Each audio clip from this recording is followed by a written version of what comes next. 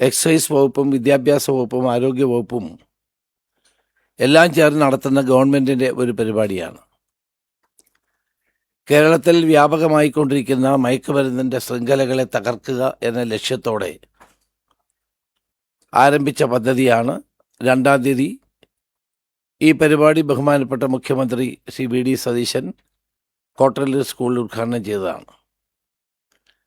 അന്ന് രാത്രി മുതൽ വ്യാപകമായി കേരളത്തിൽ പോലീസ് സേനയുടെ നേതൃത്വത്തിൽ ഈ മയക്കുമരുന്ന് ശൃംഖലയുടെ വേരറക്കാൻ ആവശ്യമായ നടപടികളാണ് കൈക്കൊണ്ടുകൊണ്ടിരിക്കുന്നത്. ഇതിൻ്റെ കോർഡിനേറ്ററായി സ്പെഷ്യൽ ഓഫീസറായി കേരള പോലീസിൻ്റെ IG പുട്ട വിമലാദിത്യയെ ചുമതലപ്പെടുത്തിയിട്ടുണ്ട്. അദ്ദേഹത്തിൻ്റെ നേതൃത്വത്തിൽ കേരളത്തിലെ എല്ലാ പോലീസ് ജില്ലകളിലും സുസംഘടിതമായ നിലയിലാണ് ഈ മയക്കുമരുന്ന് കണ്ടെത്താനും അത് വിതരണം ചെയ്യുന്നവരെയും ഉപയോഗിക്കുന്നവരെയും അതിൻ്റെ ഉറവിടങ്ങളെയും കണ്ടെത്താനുള്ള ശ്രമം നടന്നുകൊണ്ടിരിക്കുന്നത്. അതോടൊപ്പം തന്നെ എക്സൈസ് വകുപ്പിൻ്റെയും വിദ്യാഭ്യാസ വകുപ്പിൻ്റെയും ആരോഗ്യ വകുപ്പിൻ്റെ എല്ലാ സഹായം പോലീസ് ഈ കാര്യത്തിൽ തേടുന്നുണ്ട്. ഇന്ന് മയക്കുമരുന്ന് വിൽപ്പനയിൽ ഏർപ്പെടുന്നതായി സംശയിക്കുന്നവരെ കർശന പരിശോധനയ്ക്ക് വിധേയമാക്കുകയും തുടർന്ന് വിവിധ തരത്തിലുള്ള നിരോധിതമായ ഉൽപ്പന്നങ്ങൾ, മയക്കുമരുന്നുകൾ കൈവശം വെക്കുന്നവരെയുമാണ് പോലീസ് പ്രധാനമായും അറസ്റ്റ് ചെയ്യുന്നത്. ഇപ്പം സ്കൂളുകൾ തുറന്നതുകൊണ്ട് സ്കൂളുകളുടെ മുന്നിൽ പുകയില ഉൽപ്പന്നങ്ങൾ വിൽക്കുന്ന ആളുകളെ പൂർണ്ണമായും നിരോധിച്ചിരിക്കുകയാണ്.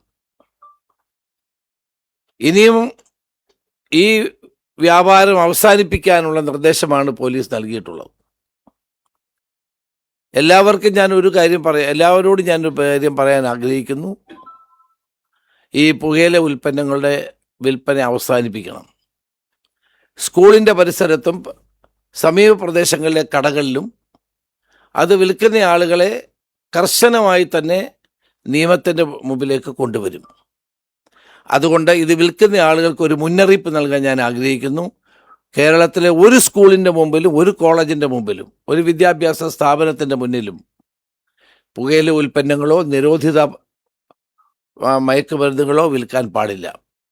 പ്രത്യേകിച്ചും ഇത് പറയാനുള്ള കാരണം നമ്മുടെ ചെറുപ്പക്കാരെ, വിദ്യാർത്ഥികളെ ചുറ്റിപ്പറ്റിയാണ് ഇത്തരം വ്യാപാരങ്ങൾ നടത്താൻ ഈ അന്താരാഷ്ട്ര മയക്കുമരുന്ന് സംഘങ്ങൾ കേരളത്തിൽ പ്രവർത്തിക്കുന്നത്.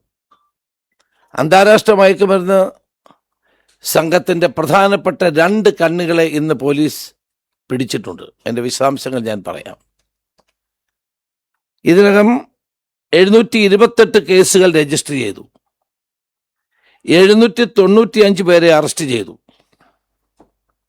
ഈ കേസുകളിലായി രാജ്യാന്തര വിപണിയിൽ ലക്ഷക്കണക്കിന് രൂപ വിലമതിക്കുന്ന മാരക മയക്കുമരുന്നായ MDMA 625 ഗ്രാം MDMA പിടികൂടി.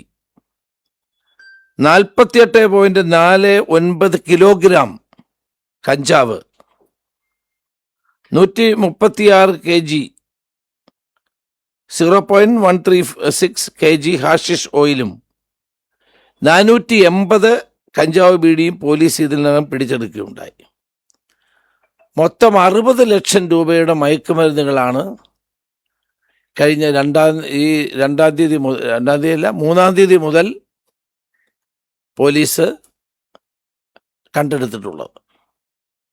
മേൽപ്പറഞ്ഞ 728 കേസുകളിൽ സ്മോൾ ക്വാണ്ടിറ്റിയായി 233 കേസുകളും മീഡിയം ക്വാണ്ടിറ്റിയായി 20 കേസുകളും കൊമേഴ്സ്യൽ ക്വാണ്ടിറ്റിയായി 6 കേസുകളും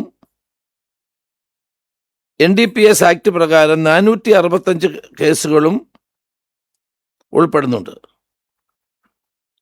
ഇതുകൂടാതെ കോപ്റ്റ പ്രകാരം 115 കേസുകൾ കൂടി രജിസ്റ്റർ ചെയ്തിട്ടുണ്ട്.